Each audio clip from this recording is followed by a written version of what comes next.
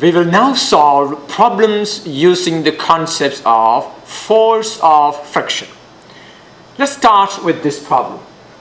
When a horizontal force of 300 Newton is applied to a 75 kilogram crate, it slides on a level floor opposed by a force of kinetic friction of 95 Newton.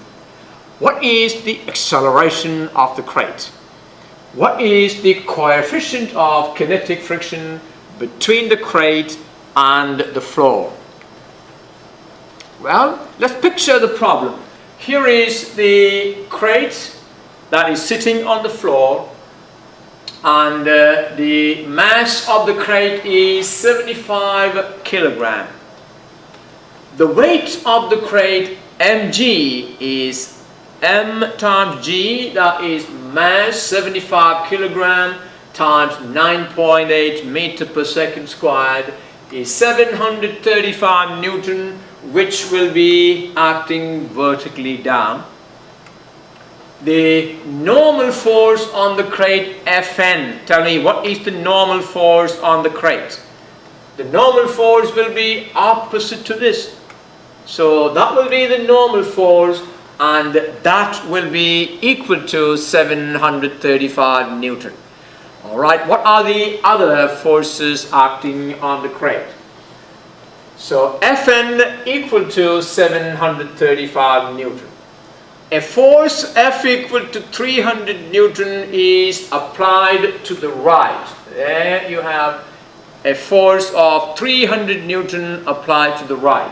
And now you have a frictional force between the crate and the floor. How much is the frictional force? That is 95 Newton. So since the crate is moving, the force of friction is kinetic, and it is given as 95 Newton. The force of kinetic friction is 95 Newton, and that will be opposing motion. Therefore, what is the net force on the crate? The applied force is 300 Newton. The force of kinetic friction opposing that is 95 Newton. Therefore, the net force is the applied force minus the force of kinetic friction, and that is 205 Newton. And you can see the vertical forces will not play a role in the motion here because they cancel each other. Okay, this net force produces an acceleration on this mass of 75 kilogram. So we have F net equal to ma. 205 Newton is the net force. That net force equal to 75 kilogram times A, and solve for A. That gives you A equal to 2.73 meter per second square. Well, we found the acceleration. What is the next part we need to do? What is the coefficient of kinetic friction? Well, if you remember the definition of coefficient of friction, it is the frictional force divided by the normal force. Well, the force of kinetic friction is 95 Newton. The normal force is 735 Newton. And so we can now write Fk equal to mu k Fn. I have inadvertently used the uppercase F here. It's supposed to be the lowercase f. So the force of kinetic friction, lowercase fk. So make that change there. The force of kinetic friction is mu k times the normal force. That is mu k times mg. Therefore, mu k equal to Fk divided by mg, and Fk is 95 Newton, mg is 735 Newton, and that is 0.13. So you can see these kind of problems are fairly simple once you can picture it and put the forces in the right place. Okay, let's look at another problem. A stalled 1500 kilogram automobile is pushed towards a gas station by a man and a woman. The man applies a horizontal force of 335 Newton and the woman applies a horizontal force of 220 Newton. There is no gender discrimination here. This just so happened. If there is an effective frictional force of 400 Newton on the car as it moves, what is its acceleration? Well, again, you can figure out the net force. There is a total force. What is the total applied force? 335 Newton that is applied by the man plus 220 Newton that is applied by the woman. So the total force minus the effective frictional force, that is 400 Newton, that will be the net force. And the acceleration on the car is produced by that net force. Is that right? Okay. Now, once the car is moving, what combined force will keep it moving uniformly? Now, once the car is moving, to keep it moving uniformly, you need only overcome the friction. That means there is no need for an excess force. There will be no net force on the car. All right, let's set it up. The total applied force is 335 Newton plus 220 Newton, that is 555 Newton. And the frictional force is 400 Newton. Therefore, the net force on the car now is 155 Newton. It is this net force that produces an acceleration on the car. What is the mass of the car? The mass of the car is 1500 kilogram.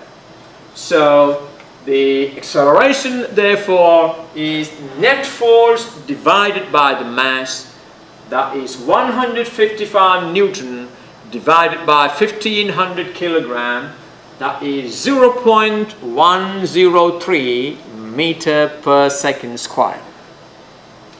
Alright, can you answer the second part without my help? Actually, I answered that for you. Once the car is moving, what force will keep it moving uniformly?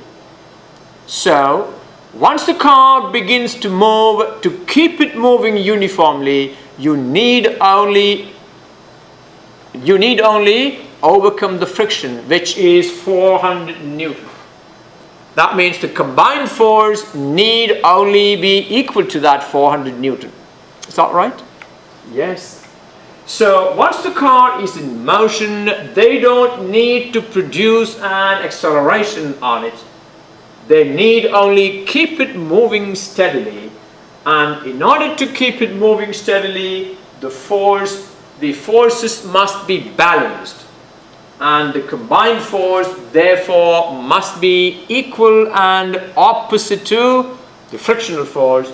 That is, they need only apply a combined force of 400 Newton. So probably the man can keep on applying that 335 Newton and the woman can give a hand by applying about 65 Newton. Is that right? Okay, simple problem. Let's look at another problem. A 5 kilogram wooden block is placed on an adjustable wooden inclined plane. What is the angle of inclination above which the block will start to slide down the plane? You remember in the previous lecture I told you, at a particular angle, the mg sine theta down the plane will be exactly balancing the frictional force mu mg cos theta. Now, if the angle is greater than that, then it will begin to slide down. So you need to find that critical angle. Well, that angle, if you remember, is such that the coefficient of friction will be equal to tangent of the angle theta. So what is the angle of inclination above which the block will begin to slide down? At what angle of incline will the block then slide down the plane at a constant speed? Coefficient of static friction between the surfaces is 0.58 and the coefficient of kinetic friction mu k equal to 0.4. Well, if you understand the concept, this problem is very simple, because when the object just begins to slide down, the angle will be such that tan theta equal to mu s. And now, once the object begins to slide down, to keep it moving, you can actually decrease the angle, because you don't need the same amount of force to keep it moving. And so the angle at which you can keep it moving with a constant speed will be such that the tangent of that angle will then be the coefficient of kinetic friction. Well, let's put that down. Here is the block placed on the inclined plane. The mass of the block is 5 kilogram, and therefore its weight will be 5 times 9.8, that is 49 Newton acting vertically down. The component of the weight down the plane is 49 sine theta. Is that right? 49 sine theta. We don't know the angle. Now, the component of the weight pressing on the incline, the normal force, is 49 cos theta. The normal force Fn balances this force. So Fn is the same, which is 49 cos theta. And now, what is the frictional force acting up the plane? Do you remember that force? Fs equal to mu s mg cos theta. In other words, the force of static friction is mu s times Fn, mu s times 49 cos theta. So that is the normal force, Fn equal to 49 cos theta. Now, just before the block begins to slide down, the force of static friction Fs acting up will be Fs equal to mu s times 49 cos theta. You see that? This is the maximum frictional force. That means just when the block is ready to move down, this will be the force of limiting friction, the static friction, and that will be mu s times 49 cos theta. Well, at the instant when the block begins to slide, the downward force pulling the block down, which is 49 sine theta, is balanced exactly by the force of static friction acting up the plane, that is mu s 49 cos theta. There you are. We have actually done this before. So 49 sine theta equal to mu s 49 cos theta. Therefore, mu s equal to sine theta divided by cos theta equal to tan theta. In fact, I actually repeated that whole process for you to solve this problem. You can actually start here and say, when the block begins to slide down, the angle theta is such that tan theta equal to coefficient of static friction. That would be enough. And therefore, 0.58 equal to tan theta, or theta equal to tan inverse of 0.58, that will be 30 degrees. And now, the B part, when the block is sliding down with uniform velocity, what will be the angle? So when the block slides down the incline at a constant velocity, let the angle be alpha. Will that angle alpha be, will that angle be greater or smaller than the angle we calculated earlier. Will be smaller, because to keep the object moving uniformly, you need only a less amount of force. That means the angle can now be smaller. And let that angle be alpha. The net force on the block now is 0. That means the force of friction Fk, the force of friction now is no longer Fs, but it is Fk, which is less than Fs. And that's the reason why the downward force now need only to be less than the previous case. And that's the reason why the angle can now be smaller. So Fk equal to mu k mg cos alpha, mu k times 49 cos alpha. That is the force now acting up the plane. And that force equal to 49 sine alpha. And that is when the forces are balanced. And that is when the object will be moving with uniform velocity. Now, solving from mu k gives you mu k equal to tangent of that angle. So alpha will be therefore tan inverse of mu k. Alpha is tan inverse of 0.4. That is 21.8 degrees. So if when the angle is 30 degrees, the block begins to slide down. In order to keep it moving with a uniform speed, you can decrease the angle to 21.8 degrees. Okay, let's now look at another problem. While being unloaded from an airplane, a 20 kilogram suitcase is placed on a ramp inclined at 37 degrees.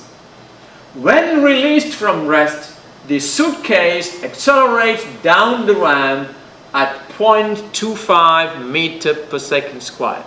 What is the coefficient of kinetic friction between the suitcase and the ramp?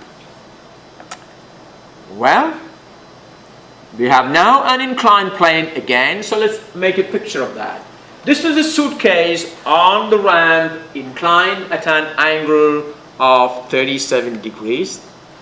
The mass of the suitcase is 20 kilogram.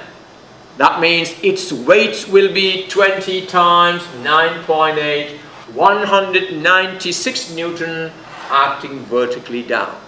Now always do these preliminary steps, because the more number of times you do it, the better you learn these concepts. So mg equal to 196 Newton acts vertically down on the suitcase. The force pulling the case down the ramp, the force pulling the case down the ramp will be mg sine 37. That is 196 sine 37. That is 118 Newton. So the force that is pulling the suitcase down the ramp is 118 Newton. What is the force of friction? Since the suitcase is sliding down, the force of friction is the force of kinetic friction. So Fk equal to mu k mg cos theta. Alright? Fk equal to mu k mg cos 37 degrees, and that will be mu k times 196 cos 37. We don't know mu k, do we? No. Therefore, we will leave it as it is, and 196 cos 37 is 156.5. So the frictional force Fk equal to 156.5 mu k, and that will be opposing the downward motion of the suitcase. That will be the upward force. Fk equal to 156.5 mu k. Therefore, what is the net force on the suitcase? The net force on the suitcase is the downward force 118 minus the frictional force 156 mu k. And it is this net force that produces this acceleration on the suitcase of mass 20 kilogram. So we can now say the net force equal to MA. Alright, let's do that. F net equal to MA, and that is 118 minus 156 mu K. This is F net equal to MA, mass is 20 kilogram, acceleration is 0.25, and this 20 multiplied by 0.25 is 5. So our equation now is 118 minus 156 mu K equal to 5, and the only unknown there is mu K, which you can calculate. So 156 mu K equal to, take it to the right side, will be 118 minus 5, that is 113. Therefore mu K is 113 divided by 156, that is 0.72. That is the coefficient of kinetic friction between the suitcase and the ram. Alright, let's now do another problem. A 3 kilogram box resting on a horizontal shelf is attached to a 2 kilogram box by a light string as in the figure. There you are. A 3 kilogram box sitting on a horizontal shelf is attached to a 2 kilogram box by a light string that passes over a pulley. What is the minimum coefficient of static friction such that the objects remain at rest? In fact, what is the coefficient of friction between the surfaces such that the frictional force opposing motion will be exactly balancing the tension force pulling the object to the right? That is what we need to find. You know that the frictional force will be the frictional force will be, what is that? Fs, force static friction, will be mu s Fn. Is that right? Alright, let's write that down. Well, let's consider the forces on the 3 kilogram box. What are the forces on the 3 kilogram box? Now, the weight of the box mg equal to 29.4 will be acting vertically down. And the normal force Fn will be acting vertically up. Now, they cancel each other. They really don't play a role in the motion of that box, does it? No. But you need them because we need the normal force to calculate the frictional force. So, the two vertical forces acting on the box are the weight 29.4 acting vertically down, and the normal force Fn, which is equal to 29.4. The tension T on the string will be pulling the box to the right. So here is the tension T that is pulling the box to the right. And what other force is there on the box? The other force is the force of friction. The force of static friction to the left, such that Fs equal to mu s Fn. And you know the value of Fn. Fn is 29.4. So that Fs equal to mu s Fn, that is 29.4 times mu s. We need to find the minimum value of this mu s. Well, mu s has a minimum value when the forces acting on that object are balanced. The force acting to the right, which is the tension force, is balanced by the force acting opposite to that, which is the force of static friction, 29.4 mu s. Okay. Now, the minimum value of mu s should produce enough frictional force to the left to balance that tension force. Is that right? So the value of mu will be minimum under this condition. Under what condition? T minus Fs equal to 0 or T equal to Fs. So Fs in that state will be equal to T, or 29.4 mu s equal to T. Now there are two unknown quantities there, so we will leave it there as equation 1. Well, we need another equation to solve that. Where are we going to get that equation from? Well, that equation is going to be obtained by considering the forces on the 2 kilogram. Let's now consider the forces acting on the 2 kilogram mass. Can you tell me what those forces are? Well, the weight of the 2 kilogram will be acting vertically down, and the tension will be acting vertically up. And because the pulley is frictionless and the same string passes over it, the tension forces will be the same. Is that right? The weight of the 2 kilogram, 2 times 9.8 is 19.6, is acting down over here. The tension T on the string will be acting vertically up. There is the tension T acting vertically up. And now, when the system is balanced, it is not moving yet. That means the system is balanced.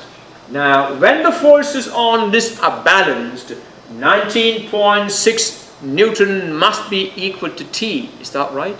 Since the system is not accelerating, these two forces must be balanced, or we have T minus 19.6 equal to 0, or T equal to 19.6. Well, once you have the value of T, you can now take it to the equation 1 and calculate the value of mu s. So using this value of T in equation 1, we have 29.4 mu s equal to T, which is 19.6. Therefore, what is mu s? Mu s is 19.6 divided by 29.4, that is 0.68. Okay. Now what else do we need to find? When the box begins to move, the friction opposing motion is the force of kinetic friction F sub k. Alright? When the box begins to move, the force that is opposing motion is no longer the static friction, but the kinetic friction, that is F sub k. There you are. So F sub k equal to mu k Fn, and mu k is given to us. That will be 0.3 times 29.4, that is 8.82 Newton. Well, if T is the new tension on the string, then the net force pulling the box to the right will be F net equal to T minus 8.82. That will be, well, this will be the net force, and this net force will produce an acceleration on that mass such that F net equal to ma. So T minus 8.82 will be equal to mass, that is 3 kilogram, times its acceleration. And we have another equation, T minus 8.82 equal to 3a. And we need to calculate the acceleration and the tension on the string. Now, what is the net force now on the 2 kilogram? You notice that the tension on the string is not the same as the tension in the previous case. Because when the system begins to move, the forces have changed. Therefore, the tension force will change. So we cannot use this T to be equal to the one which we solved in part A. The tension T will be different. Now, what are the forces now acting on the 2 kilogram? Well, the 19.6 will be acting vertically down, and the tension force will be acting vertically up. But the system is now moving down. That means there is a net force. What is that net force? That net force will be 19.6 minus that T. So F net equal to 19.6 minus T, and that net force must be equal to mass times acceleration of that mass. Now you have two equations. The first one is T minus 8.82 equal to 3A. The second equation is 19.6 minus T equal to 2A. Can you solve these two equations quickly? Well, rearranging this, actually you don't need to rearrange this. Do you know, if you add equation 2 to equation 3, can you add equation 2 and equation 3? Add the left hand sides. When you do that, the negative T will cancel with the positive T. In other words, we will get 19.6 minus 8.82 will be 2A plus 3A, that is 5A. And you can calculate A right away.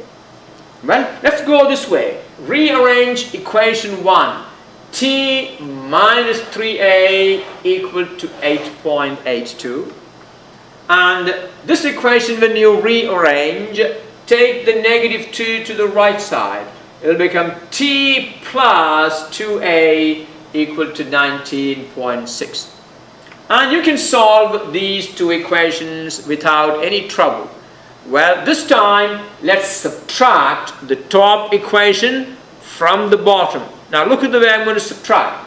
T minus T is 0, so the T's will go.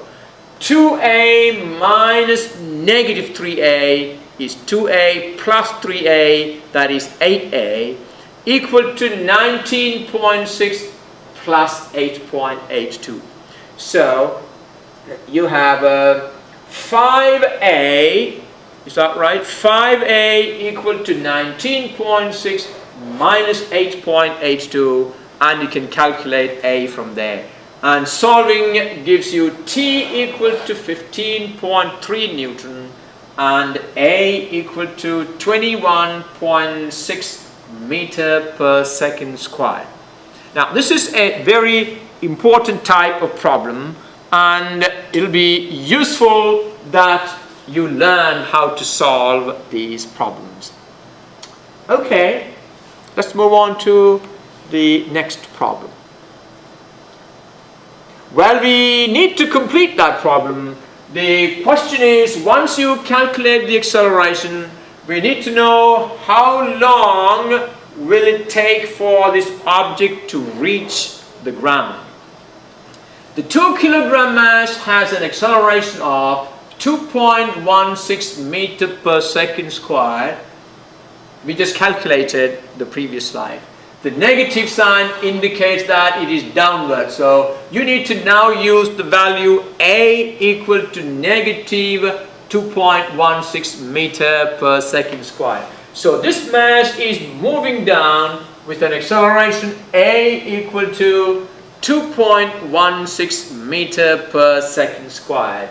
And we need to find the time taken for it to fall through a height of 2 meters. Well, I haven't carried the whole of that question, so you need to go back and refer to that question. We need to find the time taken by this mass to fall through a height of 2 meters. Well, now that you know the acceleration is negative 2.16 meter per second squared, and y equal to 0 is at 2 meters below where the mass is. So we need to find the time taken for this mass to drop through 2 meters with an acceleration A equal to negative 2.16 meter per second squared. Can you tell me how to do this problem? What is the time taken by an object to drop through a certain height? The initial velocity here is 0. The initial velocity is 0 and it drops through a height y0.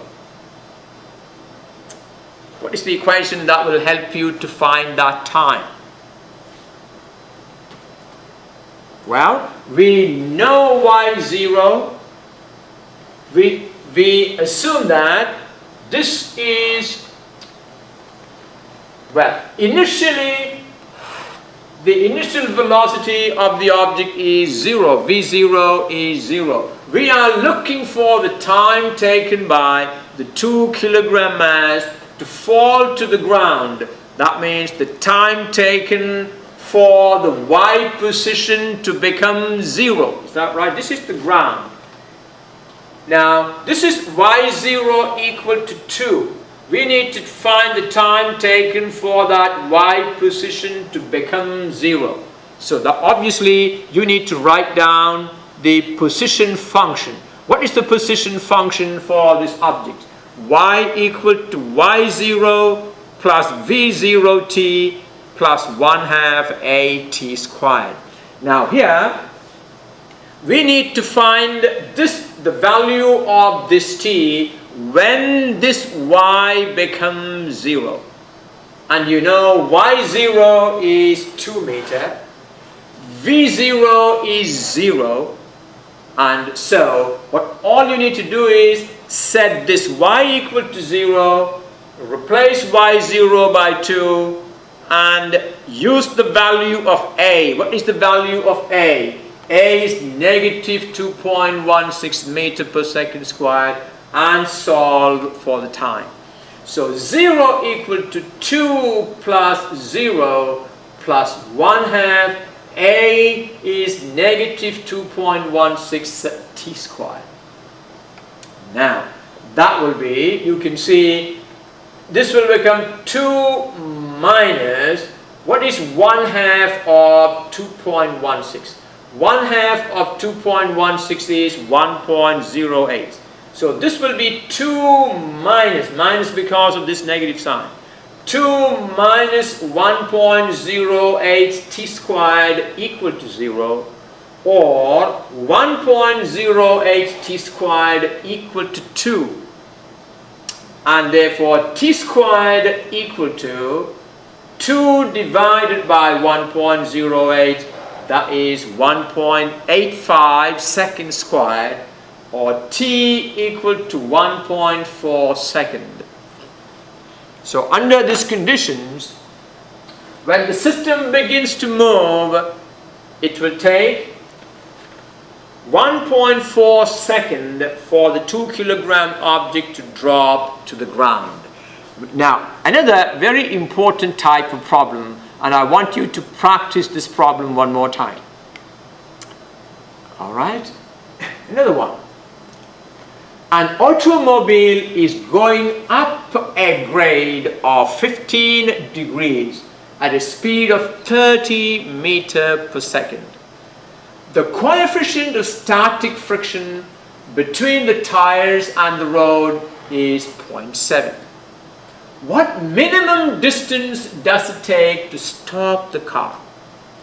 B. What minimum distance it would take to stop the car if it were going down the grade?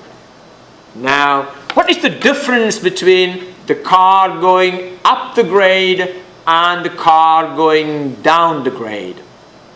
Well, there is a big difference there, and I want you to be very clear about it. Now tell me, when the car goes up the grade, what are the forces acting on it?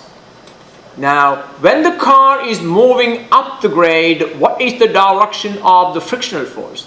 The frictional force will be down the grade. So, the forces acting on it are mg sine theta, that is the component of the weight pulling it down, and the force of static friction, which will be mu s mg cos theta. I hope you are now familiar with these. The frictional force, the force of static friction will be mu s mg cos theta. So when the car is moving up the grade, the forces that opposes motion is mg sine theta, that is pulling the car down, and the frictional force that is opposing the motion. Now these two forces are the net force on the car, which produces the acceleration. We can therefore find the acceleration, which will be a negative acceleration. And once you have the acceleration, we can find the time taken by the car to stop in a certain distance. Is that right? Okay. Now, when the car is going down the grade, what are the forces now on the car? The difference is, when the car is going down the grade, mg sine theta is always down the grade. But when the car is moving down, the frictional force will now be up the plane. So when the car is now moving down, mg sine theta is down the grade. Mu k mg cos theta, which is the frictional force, will be acting up the plane. And the net force therefore will be, the frictional force minus mg sine theta. It is that net force that stops the car. Well, here we assume that the frictional force is greater. Otherwise the car will never come to a stop. Is that right? And therefore, in the case when the car is moving up the grade, the net force trying to stop the car, or the net force that produces the negative acceleration on the car, is mg sine theta plus mu k mg cos theta. And when the car is going down the grade, the net force producing the acceleration on it is mu k mg cos theta minus mg sine theta. Alright, let's now write that down. So what are we looking for in this problem? We are looking for the minimum distance it takes to stop the car while it is going up the grade, and the minimum distance it takes to stop the car while it is going down the grade. Okay, now here is the road and the car is going up the grade. Theta equal to 15 degrees. V0, the car is going at 30 meters per second when its engine just goes off. Is that right? We are not using the brakes. We are using the force of friction. Now, we need to bring the velocity to 0. With an initial velocity 30 meters per second, we need to bring the final velocity to 0. And you know mu s equal to 0.7. Those are the data that we know. So the car is going up the plane. Is that right? I want to run the car one more time. The car is going up the plane. You need to know how far will it go. What is the distance it will go up the plane before it stops. When it is here, its speed is 30 meters per second. And you know what are the forces acting on it. So the weight mg of the car is acting vertically down. That's the usual routine that we do. mg sine 15 degrees will pull the car down the plane. So what is the force pulling the car down the plane? mg sine 15 degrees, that will be, we don't know the mass of the car, but g sine 15 degrees is 2.54. So the force that is pulling the car down the plane is 2.54 m, where m is the mass of the car. Alright, so this is 2.54 m. Okay, and mg cos theta is the normal force, and that will be equal to Fn. When the car goes up the grade, when the car is going up the grade, what is the direction of the frictional force we said? It is down the grade. And what is that frictional force? Fs equal to mu s mg cos theta.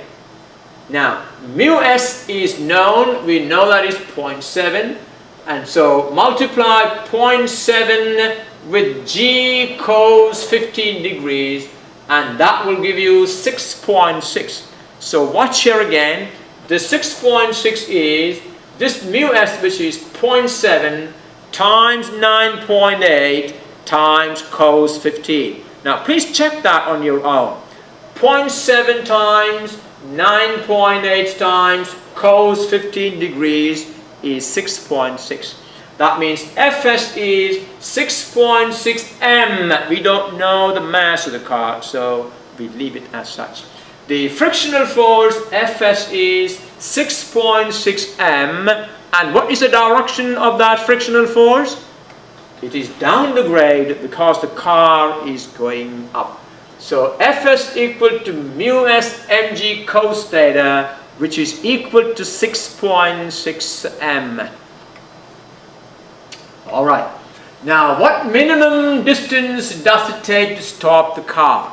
We need to find the acceleration of the car using the net force. The net force on the car is the sum of these two forces. The total force pulling the car down the plane, trying to stop it, is 2.54 m plus 6.6 m. That will be 9.14 m. And this net force will produce a downward acceleration of negative a. The acceleration is negative because it is opposite to the direction of motion. So that net force equal to ma. You see that? The net force on the car is 9.14 m. That net force produces an acceleration negative a on the car. Negative acceleration, downward acceleration, such that 9.14 m equal to negative ma. Now we don't need the mass of the car, it cancels from both sides. And that gives you directly a equal to negative 1.14 meter per second squared. That is the acceleration of the car downward. And now we can use these values. V0 equal to 30 meter per second. The final velocity V has to be 0. The acceleration is negative 9.14 meter per second squared. The question is, what is the distance the car will travel before coming to a stop under these conditions? Tell me, what is the equation we are going to use? We know the initial velocity, we know the final velocity, we know the acceleration, we need to find the displacement. What is the equation that is connecting all these quantities? Well, if d is the distance the car moves up so that the velocity becomes 0, then v squared equal to v0 squared plus 2ad. Well, normally we call it v squared or vf squared equal to v0 squared plus 2ax if the motion is in the x direction, or 2ay if it is in the y direction. Since the direction of motion is not x or y, we simply call that distance d. So v squared equal to v0 squared plus 2ad. Well, we know all these values. V will be 0. V0 is 30 meter per second. Acceleration we just calculated as negative 9.14 meter per second squared. Therefore, we can solve for d. So, 0 equal to 30 squared plus 2 times negative 9.14d, and solving for d gives you d equal to 49.2 meter. the car will come to a stop at a distance of 49.2 meter. Okay, let's now do the B part. What is the B part? If the car is now rolling down the grade, it has an initial velocity 30 meters per second, final velocity will be 0. What is the distance the car will roll down before it stops? That is what we need to find. Well, when the car moves down the grade, the force mg sine theta will be acting down the grade, and mg sine theta is 2.54 m, the same value that we calculated earlier. But the force of static friction now will be opposing the motion, and we calculated that again in the previous slide, that is 6.63 m. So that's the difference now. The car is moving down, the V0 is 30 meters per second down, the force of friction opposing the motion is 6.63 m, which is mu s mg cos theta. So the net force